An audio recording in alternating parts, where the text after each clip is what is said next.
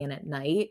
And I had a psychology, like a doctorate of psychology. She was on a couple episodes ago, and we talked about this and how studies really show like how much that can affect you and your mood. And I think it all goes into confidence. I mean, like, and I also like that you were very honest about like the believing, if you believe something's hard, it will be hard. Like that is, it goes really hand in hand with the things I always say, like you are what you think. And like that subconscious brain is listening to everything you say. I was listening to a book recently, and he said, this is, oh my gosh, it's morbid again, but he lost his father, and he's like a doctor of something, and I can't remember all of the specifics, but basically he was saying that even though he went through this horrible thing, he wrote what he was grateful for the day of his dad's funeral. And that stuck with me because I was like, that sounds absolutely horrible. It is absolutely horrible, but you are going to be better for yourself and others if you are still like in the mindset that things are still going to be okay and things are still beautiful around you. And I don't know. I think it all just goes to show you that your mind is so powerful, and believing that something's going to be hard is going to make it harder for you. So I really do like that point. That is a really good, like important thing to bring up. So I also wanted to talk about like how it's not necessarily, you don't necessarily have to be a boss to want to be a leader or to be a leader. So if somebody is at really any type of job, even like you said, a retail job or an admin position, like, but they want to kind of hone in on their ability to be a leader and to lead people in their job, what are some tips for people to embody that? Oh, wow. Okay. We could literally talk Sorry, about that's leadership a all big day one. long. That's Mhm. like that is my jam. However, the I'll tell you the first thing. I did a leadership 4 month leadership series for a corporation last year, and they asked kind of the same thing, but we did it over like 4 months, right? Like I did webinars and whatnot. And the very first thing I said was vision. And I said, look, if you want to be a better leader, if you want to be a leader at all, it starts with the vision. And vision connects with purpose, like we just talked about, right? And so I talked about what is your purpose in your leadership journey, right? Like what type of leader do you want to be? Where do you want to go with this leadership journey?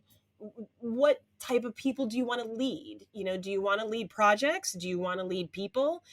What do you want out of this leadership journey? So it starts with the vision first. So you want to start asking yourself those tougher questions of purpose and vision, and really digging deep. And I'll be honest, Kim, a lot of people, the reason that they do not connect with a true purpose is because they don't want to think about it. Now, this is not to insult anybody out there, but it is just honestly easier for us to binge watch TV or get wrapped up in social media or do any distraction that it takes rather than to look internal, right? I mean, it can be uncomfortable, and a lot of people don't want to be uncomfortable. But then again, if you want a level of success, you better get used to being uncomfortable, right? So that being said, what I would say is start with the vision first of what type of leader do you want to be? Why do you want to be this type of leader? Why do you want to be a leader in this? So start with that purpose and that vision first.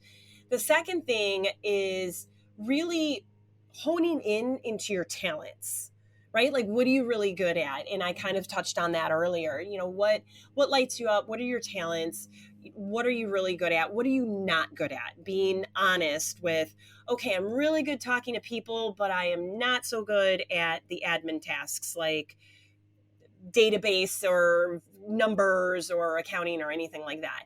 Or you're the other way around. You love accounting and you love the numbers, but as far as people are concerned, you're like, yeah, I don't like talking to people or anything like that. So really understanding, where do you come from? What are your talents and everything? And then I would say the third thing is how can you connect with others that are in leadership positions? So like a networking thing, right? So if you look at people who are 5-10 years down the road from you in their journey, what can you learn from them? And I do mean learn as far as what to do and what not to do, because there could be some people out there that you're like, oh, that is not a great way to lead people, right? Like, everybody thinks when you say learn from them, it's like, oh, yeah, of all the good things they're doing. But remember, there's some things out there that people should not be doing, and you can also learn from that as well. So, those three things as far as, becoming a better leader. And then I would say the fourth thing is practice, right? So let's say if you are an executive assistant, but you don't have any direct reports, right? There are so many different organizations that you can join, like nonprofit organizations or churches or whatever, where you can join and be a committee member or lead a project or be a board member of something. I mean, there's tons of nonprofits that would love to have your talents. So if you want to practice your leadership skills, that's where I would recommend going first, is doing that, so you can kind of get used to working with other people, team environment, conflict resolution, all those types of things. And if you're serious about really becoming a high level leader or getting promoted or whatnot, I would highly recommend, joining some type of program, right? Like, I obviously offer leadership programs, but getting into some kind of mastermind or some kind of coaching or whatever, because you could read every John Maxwell book there is, which is one of my favorite leadership authors. You could watch every YouTube video and you'll learn a lot, right? You'll learn a lot doing that way. However, if you've got somebody on your side that's helping you along, that's saying, okay, here are the things that you could work on. Have you considered this? You're going to grow as a leader even faster. And that's actually what I did. I'm a coach, but I believe in coaches. So I have a coach right now. And I've hired multiple coaches because, just like I said earlier about reading that book and saying, oh my gosh, I'm going to die, I don't have that much time on this earth. When you really look at it, I would rather achieve success quicker than slower. I would rather not bang my head against the wall, and I'd rather just hire somebody to get me the results that I want quicker rather than later, because I don't need to go blind lightning fast. But at the same time, why would I want to wait 4 to 5 years to really learn the leadership skills that it takes to become a better leader, right? So why not fast forward the process? Yeah. Yeah, that's super important for really anything. Always look for the people, even if they're like one step ahead of you, because I think we all have things to learn from anybody. I mean, even if they're not ahead of you, we can learn from anybody. And I think one of the things with being a leader is also knowing that you're never done learning.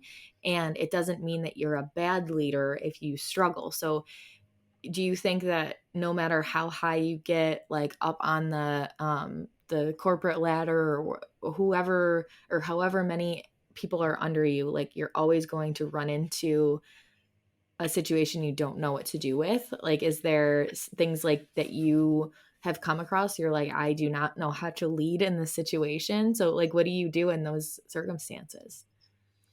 Well, yeah, to answer your question, I don't care how high up the chain you are, you can always grow, right? Because no human on this earth is perfect. And that'll never happen. And so there's always room to grow. There's always room to learn something new, a new approach, a new perspective, because like you just said, something's going to fall in your lap that you're like, I've never seen this before. Like, this is a new one. And how do I deal with this? If it were me and I was a leader and something popped up, like some kind of situation that I had never seen before, one of the first things I would probably do is reach out to one of my mentors or one of my coaches. That would probably be the very first thing that I did if I really had zero clue on what to do. If one of them, if they weren't available, or if I didn't have any mentors or coaches or something like that, I would probably reach out to somebody that I just trust, like wholeheartedly trust, and not just trust in the sense of, okay, don't tell anybody what I just told you.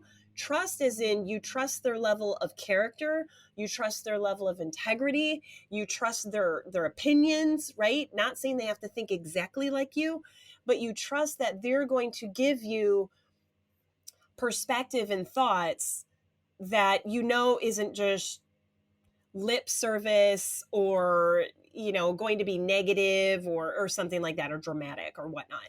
So somebody that you really trust their opinion and their thoughts.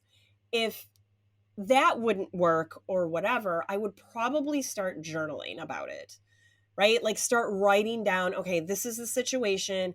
This is what's going on. If I were to flip the script and be in their shoes, right? Start practicing empathy and saying, okay, what are these people thinking? What is the thought process? How did they get there? And try and think of, okay, what got them into the situation and why. So start practicing empathy and looking at it from a different lens, because my background, my experiences, my thought process is going to be 1000% different than somebody else. So if I try and solve the problem just based on my own personal opinions and experiences, you're only going to get one or two solutions. But if I start opening it up and saying, okay, what is this person thinking? I mean, because all I can do is think about it, right? If they're not in front of me, what type of viewpoints and perspective and thoughts are they saying that I need to consider as well? So basically opening up your mind and saying, okay, I may not totally agree with what they're saying or doing, but can I understand where they're coming from? Then you can kind of go forward and say, okay, after you've talked with that, whatever the situation is, after you've kind of talked it through, because most of the time your leadership problems are going to be people problems, whether it's supply chain or somebody was late or a deadline was missed or a client's upset, something happened probably due to a person, whether the process was wrong or they got lazy or they didn't do something, like something happened with a person somewhere. And if a tech thing happened, well, the person who needs to fix it needs to fix the tech, right? So that being said, it almost always boils down to a people issue. And so understanding that with compassion and empathy first, going into that, that's where it's really going to help you being a leader as far as conflict resolution. Yeah, and that's a good point. You have to be humble enough. Even if you are a leader, it's good to have the confidence, but it's also you have to be open to other people's perspectives. And I think that's one of the reasons that a lot of people can be leaders is because we all have different experiences and perspectives.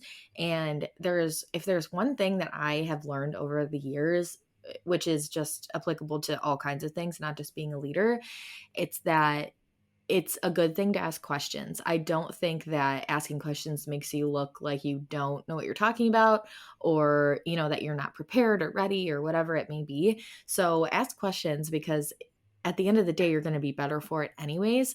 But I think that's something that a lot of people have trouble with, like actually feeling confident enough to ask the questions and not feel like it takes away from their credibility. So Yeah, good point. yeah, when you're looking around again, so we're saying like looking around to other people for help or for inspiration or what not to do, like how do you not, I'm assuming you as a coach, and just all the other services that you have, how do you not compare yourself to other people? And you struggle with, you're making a face, so I assume you struggle with that still. Oh yeah. Yeah. No, if we're going to go a little deep and a little bit, deep into Kristie's mind, that literally just happened last week. And that is one of the things that I struggle with. In fact, I was just on a podcast yesterday, and it was a lot for entrepreneurs. And he said, as a business owner, what do you struggle with the most? And I said, you know, overall, some other challenges. I said, but the comparison. I said, because when you're out there, whether you're in business, you're an entrepreneur, or you're not, it doesn't matter. The way that this culture, and I'm talking about the US culture, I don't know about everybody else, but in the US culture, it's so easy to compare, because the people who have 1 million followers or the ones who are making 10 million a day or whatever. I mean, it's so easy to get wrapped up in other people's successes. It really is, because right now in social media, it's in front of your face 24/7 if you're on social media a lot. Even if you're not, if you're watching TV, or it doesn't matter, reading a magazine, reading the newspaper, it doesn't matter what type of media you consume. If you consume any media, you are always bombarded with what people are doing. And it can be very difficult to not compare yourself to others. And I'm raising my hand because that has been a challenge to me, because